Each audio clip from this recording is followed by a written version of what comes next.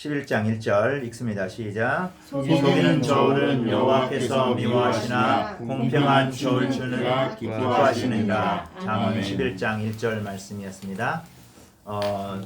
계속 크리스찬이 어떻게 경제 생활을 해야 되는가에 대해서 말씀하고 있는데, 한 가지 더 굉장히 중요한 게 있어요.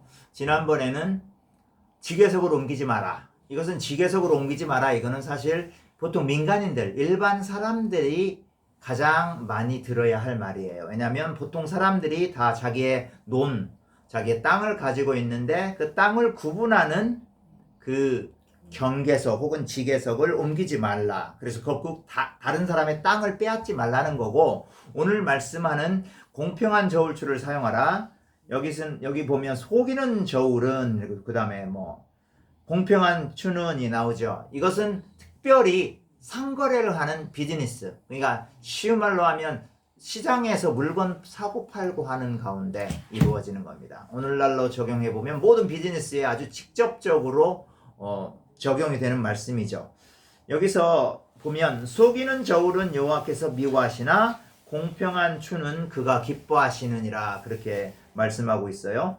이것은 우리가 다시 한번 이스라엘의 상황으로 돌아가 보면, 보통 농촌에는 성읍 밖에 있는 농촌에는 땅이 있고, 그 당시에도 역시 오늘날과 같은 농촌의 생활을 하고 있어요. 그러니까 밀을 재배하거나 곡식을 재배하거나 채소를 경작하거나 과일을 경작하거나 이러겠죠. 그러나 성읍 안에서는 상거래가 이루어졌어요. 그런 농사 지은 것들 혹은 목축업 이런 것을 통해서, 그죠? 고기들 이런 것들이 사고 팔고 상거래가 이루어지고, 곡식들, 그죠? 그 다음에 과일 이런 것들 다 각종 다양한 것, 레위기 11장에서 명하고 있는 이런 정결한 먹을 수 있는 그러한 종류의 고기라든가 이런 것들이 다 거기서 거래가 되었겠죠. 그런 가운데 수많은 사람들이 나와서 장사를 한단 말이에요. 그러나 우리들은 모든 장사하는 사람들은 이윤을 많이 남기고 싶어 해요. 그렇죠? 그러고 싶죠? 아멘. 이윤을 많이 남기는 것 자체가 잘못일까요? 아니에요. 이윤을 많이 남기는 것이 잘못은 아니고, 이윤을 많이 남기기 위해서 사람을 속이는 게 잘못이에요. 그래서 여기서 보면 신명기에도 그러고 모세오경에, 레위기나 이런데 잠언에도 그러고 이윤을 많이 남기지 마라, 그런 말은 안 나와요. 이윤을 남기기 위해서 속이는 저울추를 사용하지 마라, 이렇게 나오는 거죠. 자, 여러분들 생각해 보세요. 여러분들 입장이 지금 과일을 파는 사람이라고 생각해 봅시다. 아니면 소고기를 파는 사람이라고 생각해 봅시다. 내가 이거를 팔아서 팔 때, 모든 걸 팔 때, 과일이든 고기든 다 저울로 달겠죠. 왜냐면 우리 항상 고대부터 지금까지 도량형을 기준으로 우리가 팔고 사고를 하니까, 그죠? 몇 킬로에 얼마, 몇 리터에 얼마, 이런 식으로. 물건을 파는 사람들이 사용하는 추가 있잖아요. 저울, 그죠? 저울이 몇 개여야 되겠어요?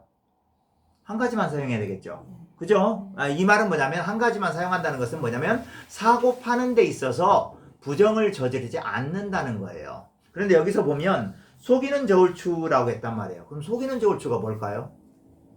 속이는 저울추가 따로 있다는 얘기겠죠. 뭐냐면 그 당시에 사람들을 속이기 위해서 어떻게 했냐면, 무거운 저울추와 속이는 저울추, 가벼운 저울추가 있습니다. 그래서 누군가가 과일을 가지고 나에게 왔어요. 상인에게 이제 파는 거예요. 그러면 내가 그걸 사가지고 다시 보통 사람들한테 파는 거겠죠. 그러니까 도매상이 나한테 팔아서 넘겨서 나는 사람들한테 판단 말이에요. 나는 소매상이겠네요. 그럼요. 그래서 이 소매상인 내가 도매상한테 혹은 그냥 일반인들한테 살 수도 있겠죠. 그럴 때 이 사람의 물건을 돈을 많이 쳐주지 않기 위해서 내 저울은 가벼운 저울추를 사용하는 거예요. 가벼운 저울추는 속였다 넣는 거죠. 그러니까 감춘다는 의미, 좀 부정한 방법이라는 의미에서 속이는 저울추라고도 하고 안에 넣은 저울추라고도 해요. 이해가죠? 그래서 이 가벼운 무게로 가벼운 저울추를 달면 얘가 예를 들어서 사과 하나가 무거워도 저울 자체가 가볍단 말이에요. 그러니까 무게가 많이 안 나가요. 그러니까 내가 이 사람으로부터 살 때 싼 가격에 살 수 있죠. 그리고 팔 때는 어떻게 할까요? 또 하나 있어. 뭐예요? 그럼 무거운 저울추예요. 이 사과가 별로 무겁지 않더라도 무거운 저울추에다 올리면 이게 무게가 많이 나간단 말이에요. 그러니까 나는 비싸게 주고 이 일반 사람들, 이 가정에서 온 사람들한테 비싼 가격을 주고 팔 수가 있는 거죠. 이런 방식으로 이윤을 추구하는 거. 이런 것을 하나님이 근본적으로 금하고 있는 거죠. 이게 자 어제 말씀드린 대로 잠언이라는 것은 이스라엘과 하나님이 언약을 맺은 그 언약법 가운데 언약법은 원리법이라고 한다면 잠언에 나온 말씀은 이것을 어떻게 실행해야 되는가에 대한 적용, 슬기로운 지혜로운 적용에 관한 거라 그랬죠. 그런데 거의 동일한 말씀이 이 언약법 신명기나 레위기에도 나오고 이 잠언에도 나와요. 사실은 왜냐하면 이 말씀은 특별한 해석이 따로 필요하지 않을 정도로 너무나 쉬운 말씀이에요. 쉬운 말씀인데도 왜 나왔냐? 사람들이 너무나 이걸 어기기 때문에 그렇죠. 자, 이 말씀이 주어진 상황 가운데 신명기나 레위기 이때는 뭐냐면 이미 가나안 땅에 들어가기 전에 주어진 말씀이고 그래서 이 말씀이 주어졌을 때 이스라엘 백성들이 그 말씀을 듣고 가나안 땅에 들어가서 이렇게 적용하도록 실천하면서 살도록 되어 있어요. 이 잠언의 시대는 어땠냐면 다윗 이후 솔로몬 왕국 시대란 말이에요. 그래서 이미 왕정이 어느 정도 확립이 되어 있었어요. 나라의 규율이 필요하죠. 그러죠? 그 가운데 상거래법도 확립을 해야 되겠죠? 그런데 그게 그 중에 너무나도 중요하다고 본 거죠. 그렇기 때문에 이것을 뭐라고 할까 실천법으로서 잠언의 그 제자는 사람들에게 주고 있는 거예요. 내 아들아 이게 잘 들으라고. 왜냐하면 누구든지 상거래를 어느 정도는 하고 있다고 보는 거죠. 그리고 너무나도 중요한 거예요. 상거래 자체가. 그러니까 여러분들 우리가 예전에 이렇게 우리가 어렸을 때도 그렇고 지금도 많이 그러는데 그런 사람들이 있어요. 주님의 일, 목회 일을 하는 건 거룩한 일이고 상거래를 하는 것은 별로 거룩한 일이 아니다 라고 생각하는데 그건 옳지 않은 생각이에요. 두 개 다 똑같이 거룩한 일이에요. 아시겠습니까? 똑같이 거룩해요. 목회를 하고 설교를 하더라도 그 말씀대로 사지 않고 세상적으로 살면 그건 아주 타락한 거예요. 아주 거룩하지 못한 거예요. 내가 비즈니스를 하지만 정말 주님의 말씀에 입각해서 하면 이건 아주 거룩한 거예요. 이해가죠? 하나님은 모든 것을 다 거룩하게 주셨어요. 비즈니스도 거룩하고요. 제사장의 일도 거룩한 거고요. 다 거룩해요. 이거. 그 가운데서 어떻게 할 거냐의 문제예요. 그래서 레위기 11장에는 이미 그 정결한 음식도 주고 부정한 음식도 이게 봐서 리스트를 봐서 부정하면 이걸 왜 주겠어요? 먹고 사는 거에 있어서도 거룩한 것이 있는데 지금 이런 뭐라고 할까? 이런 분명한 이스라엘 백성, 하나님의 백성으로서 거룩한 것을 따라야 되는데 이 우리의 상거래에서는 오죽이나 더 하겠어요? 얼마나 이 사람들이 상거래에서 속이기 쉬워요. 속이려고 하는 마음이 많겠어요. 그죠? 왜? 자기 가족을 더 잘 먹고 내가 더 풍족하게 살아야겠다 이거죠. 그렇죠? 내가 애써서 번 거 더 비싸게 팔아야 되겠다 이거죠. 부정을 저질러서라도 그렇죠? 오고 오는 세대 그리고 태고적부터 모든 죄된 인간들은 이런 마음을 다 가지고 있어요. 그렇기 때문에 잠언 구약의 성경은 비교적 초창기인 모세오경 시대 때나 이스라엘의 중기라고 할까요? 그 다윗 솔로몬 BC 10세기 때도 이런 말씀을 주고 있는 거예요. 그리고 그 후에 나타난 선지자들 시대 때도 이것을 제대로 하지 않았기 때문에 규탄하고 있는 거죠. 이사야, 호세야, 아모스, 미가 이런 사람들이 이런 것들을 제대로 하지 않았다고 규탄을 하고 있는 거예요. 얼마나 중요한지 몰라요 이게. 왜냐하면 그동안 우리들은 이런 말씀에 많이 세뇌되어 있어요. 주일날 열심히 잘 예배를 드리면 월요일날은 상관없다. 월요일보다 금요일날 혹은 토요일날까지는. 그런데 그렇지 않아요. 다 중요해요. 어떤 건 중요하고 어떤 건 안 중요한 게 아니라 예배를 드리는 것도 중요하고요. 내가 내 삶 가운데서 삶의 예배를 드리는 거. 그 삶의 예배는 내가 직장 생활을 하면서 드리는 예배인 거예요. 그게 또 예배라고 해서 직장 가운데서 예배 드려 그것도 있지만 뭐냐면 내가 일하는 것 자체가 예배가 돼야 돼요. 아멘? 아멘. 이게 굉장히 중요한 거예요. 너무나도 중요한 거예요. 그렇기 때문에 로마서 12장 1절에 너희 몸을 거룩한 산제사로 드려라 라고 하는 거죠. 산제사로 어떻게 드립니까? 주일날만 딱 한 번 드리는 겁니까? 산제사? 아니에요. 매일매일 매순간 산제사로 내가 예배 장소에서나 내가 일터에서나 거룩한 산제사로 드리는 거예요. 그렇기 때문에 이것을 너무나도 잘 알고 있는 지혜자는 자기 아들에게 이런 말씀을 주는 거죠. 거룩한, 올바른, 공평한 저울추를 사용하라. 제가 항상 강조하죠. 하나님의 5가지 성품 뭐였죠? 정의와 공의와 자비와 신실과 거룩이죠. 자, 처음에 정의, 공의. 이 공평한 저울추라는 게 뭐냐면 공의로운 저울추라는 뜻이에요. 공의로운. 그래서 공의라는 그 히브리어의 명사는 체닥하고요. 여기는 공의로운이라는 형용사잖아요. 그래서 이건 체데크입니다. 그래서 공의로운 저울추를 사용하라라는 거죠. 자, 제가 공의를 설명하면서 이렇게 설명했죠. 하나님의 의가 일반적인 상황, 이 일반 민간인들의 상황, 그리고 상거래에서 나타나는 것이 바로 공의고, 특별히 하나님의 의가 사법 재판소라든가 이 사법적인 관계에서 드러나면 일반적으로 그건 정의라고 했죠. 물론 이게 이제 혼용돼서 이렇게 바꿔서 사용되기도 하지만 여기서 보면 체데크, 공의로운 저울추라는 거예요. 너무나도 중요한 거예요. 우리들은 어떤 형태로든 다 비즈니스에 개입이 되어 있어요. 우리가 비즈니스를 하고 있어요. 그렇기 때문에 이 잠언의 저자는 이것을 지속적으로 얘기하고 있습니다. 16장 11절로 가볼까요? 16장 11절.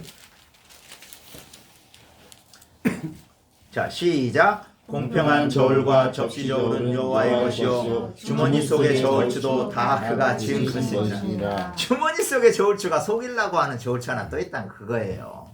이해갑니까? 하나님은 다 알고 있다. 야, 어쨌든 속이려고 했지만 이걸 만든 분은 하나님이잖아요. 그죠? 그거 갖고 속일 생각 말아라 이거죠. 그거 가지고. 그러니까 우리가 비즈니스를 하는 데 있어서 내가 상거래하는 것이 예배라고 생각하셔야 됩니다. 아멘?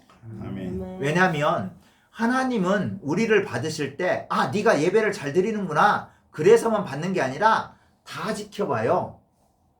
그래서 월요일날부터 토요일날까지는 제대로 하나님의 뜻에 따라 살고 있지 않은데 주일날만 와서 예배 드린다. 그러면 하나님은 어떻게 보냐면 이 사람을 예배 드리는 채 한다고 보는 거죠. 그래서 이사야서 1장에 보면 무슨 말을 하고 있냐면 이사야 선지자를 통해서 너희들이 예배를 드리러 성전 마당을 봤는데 이 모습들이 가증하다. 내가 너희들의 예배를 받지 않겠다 이렇게 한다는 거예요. 이해갑니까?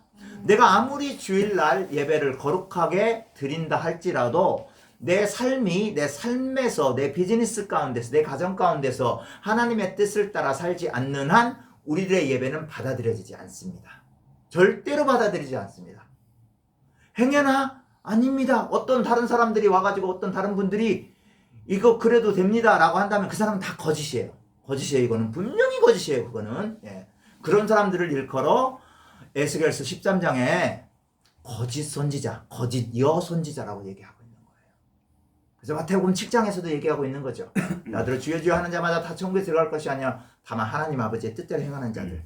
왜냐? 마태 시대 때 예수 그리스도의 이름을 빙자해가지고 귀신 쫓아내고 병 고치는 사람이 너무나 많았어요. 근데 다 하나님의 뜻을 따라서 하는 게 아니라 자기 영광을 받으려고 했던 거예요. 이해가죠?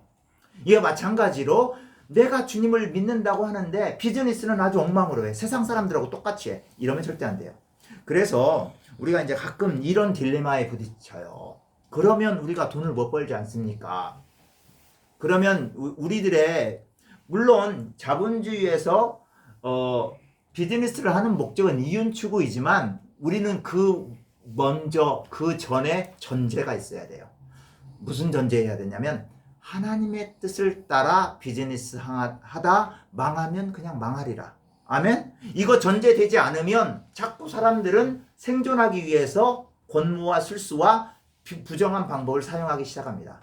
믿음이라는 건 뭐냐면 내가 하나님의 뜻대로 비즈니스에서 하면 쉽지 않지만 그럼에도 불구하고 주님의 뜻을 내가 하는 비즈니스를 통해서 실천할 때 하나님께서 나를 도와주시고 사람들을 붙여줄 거라. 아멘? 아멘. 이런 믿음을 갖는 게 이게 믿음이에요. 아멘? 아멘. 굉장히 중요한 믿음인 거죠. 그래서 지속적으로 잠언 20장 10절에도 한번 가봅니다. 굉장히 많이 나와 있어요. 이 공평한 저울추, 부정한 저울추 이런 거. 20장 10절 시작. 한결같지 않은 저울추와 한결같지 않은 되는 다 여호와께서 미워하십니다. 한결같지 않은 거죠. 왜? 어떤 건 무거운 저울 주고 어떤 거는 가벼운 저울 주니까 맞바꿔서 하니까. 그렇죠? 한결같이 하나만 사용해라. 정직하게. 그렇죠? 예. 다 하나님 싫어한다. 그래서 이거를 그냥 잠언 저자가 지혜자가 갑작스럽게 확 말한 게 아니라 이게 이미 레위기서에도 나오고 신명기에서도 나온다는 거죠. 자, 레위기로 가봅니다. 너무나 중요한 말씀입니다. 왜냐하면 모든 구약의 말씀은 창세기, 출애굽기, 레위기, 민수기, 신명기 이것을 일종의 말을 붙이자면 구약의 수원지예요. 이게 여기서 구약의 말씀들이 다 파생돼서 나오는 거예요. 자, 레위기 19장 36절 36절 37절 177페이지 구약성경 레위기 19장 36절 37절 시작. 공평한 저울과 공평한 추와 공평한 에바와 공평한 흰을 사용하라. 나는 너희를 인도하여 애굽 땅에서 나오게 한 너희의 하나님 여호와니라. 너희는 내 모든 규례와 내 모든 법도를 지켜 행하라. 나는 여호와니라. 아멘. 자, 여기는 일단 저 자세한 거를 설명해 드릴게요. 공평한 저울과 공평한 추를 사용하라. 이 말 알겠죠? 공의로운 추. 그 다음에 공평한 에바라는 건 뭐냐면 고체의 단위예요. 곡물 같은 거. 뭐 쌀, 보리, 밀 이런 것들. 세는 도량형이 에바인데 이건 22리터입니다. 그리고 흰도 나오죠. 공평한 흰을 사용하라. 흰은 여기 아예 설명이 나와 있어요. 흰은 3.67리터예요. 이건 액체를 측정하는 도량형이에요. 도량형 기준인데 이거 뭐 예를 들어서 올리브 그릇 같은 거 이런 거 있죠. 네. 이런 것들을 다 공평하게 사용하라고 했죠. 근데 그거 이유가 나와요. 왜 그러느냐? 내가 너희를 인도 땅에서 인도가 아니라 이집트예요. 인도가 아니고요. 이집트 땅에서 나오게 한 너희 하나님 여호와다. 왜냐하면 이스라엘 사람들이 이렇게 생각할 거란 말이에요. 우리가 가끔 하는 질문처럼 이렇게 하면 우리가 어떻게 벌어먹고 살아요? 우리도 가나안 사람처럼 해야 좀 빚 거래 가운데서 조금 이렇게 속이기도 하고 좀 이렇게 좀 돈도 벌 거 아니에요. 근데 그렇게 하지 말라는 거예요. 내가 너희를 구출했고 너희를 구출했기 때문에 너희들이 정직하게 상거래를 하면 내가 너희를 책임지리라. 아멘. 이게 굉장히 중요한 거예요. 굉장히 중요한 겁니다. 그래서 37절에는 뭐냐면 내 모든 규례와 내 모든 법도를 지켜 행하라. 나는 여호와니라. 너희는 나랑 언약 관계를 맺은 사람들이다. 그래서 하나님께서 이스라엘에게 뭐를 줬어요? 언약법을 줬죠. 언약법 가운데 이 상거래법이 있잖아요. 그죠? 이 상거래법에 대한 적용으로 잠언에 지금 지혜자가 말씀해 주고 있잖아요. 공평한 저울추를 사용하라. 그래서 이 말씀을 따라 살아가는 거예요. 그러니까 우리들이 목적은 제 경우를 얘기해 볼게요.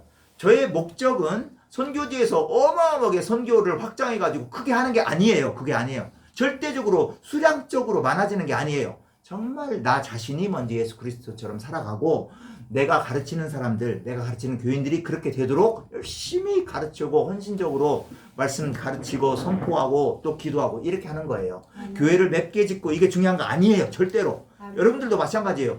이거 비즈니스를 해서 내가 11조를 1,000만 원 1억을 하리라. 할렐루야. 이게 아니라는 거죠. 100만 원을 벌어도 좋아요. 물론 저는 여러분들이 100만 원만 벌기를 원치 않아요. 많이 벌었으면 좋겠어요. 그런데 일단 뭐냐면 주님의 말씀의 원리대로 하는 것이 훨씬 중요한 거라는 거죠. 이렇게 하면 주님이 책임져 줄 거라는 걸 믿는 게 그게 믿음이에요. 아멘. 아멘. 예. 책임져 줄 겁니다. 아멘. 자, 그럼 결론 31장 가봅니다. 욥기서. 욥기는 시편 전에 있어요. 욥기 31장. 욥기 31장 6절. 욥기 31장 6절.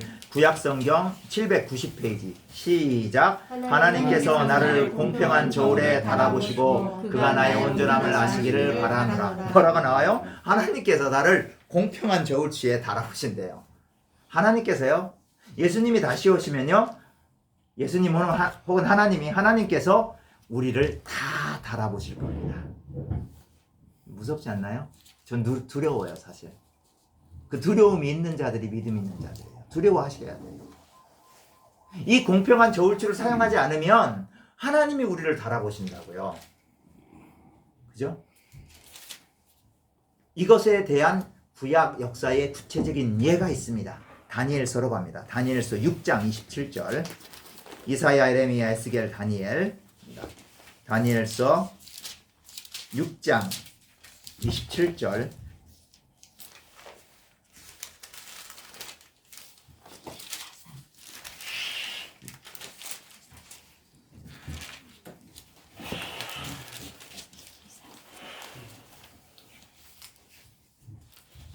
육장이 아니라 5장이에요. 죄송해요. 5장. 자, 1242페이지.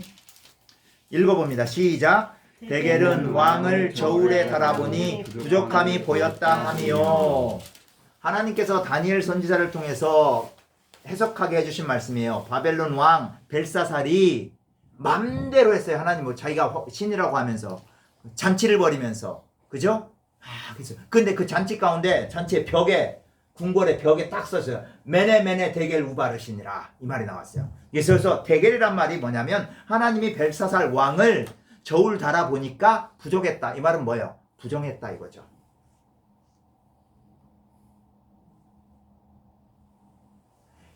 그리고 벨사살 왕은 바로 그날 밤에 죽습니다. 며칠 후에 죽습니다. 그래서 벨사살은 바로 심판을 받습니다.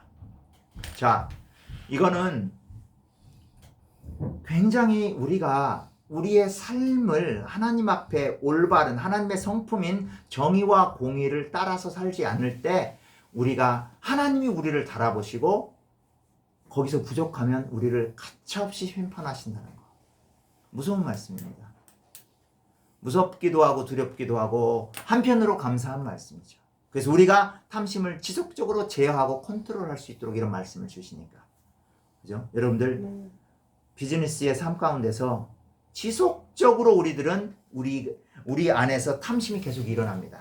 그렇기 때문에 지속적으로 이런 말씀으로 탐심을 조절하셔야 돼요. 그래서 말씀을 보는 게 중요하고요. 말씀을 듣고 공부하는 게 중요하고요. 이 말씀 가지고 기도하는 것이 중요합니다. 그리고 실천하는 것이 중요합니다. 아멘. 그래서 하나님께서 여러분들의 비즈니스를 통해서 영광 받으시도록 하셔야 됩니다. 아멘. 하나님께서 여러분의 비즈니스를 통해서 영광 받는 방법 중에 한 가지 굉장히 중요한 건 여러분들이 비즈니스를 올바른 방법으로 더 이득을 내서 부정한 방법을 통해서 이득을 더 많이 내려고 하는 것보다는 이득이 좀 적더라도 올바르게 항상 여러분들은 잘하고 있는 거 알고 있어요. 그래서 이걸 어떻게 알아? 가르쳐줘야 된다. 아멘? 알게 하라의 역할이에요.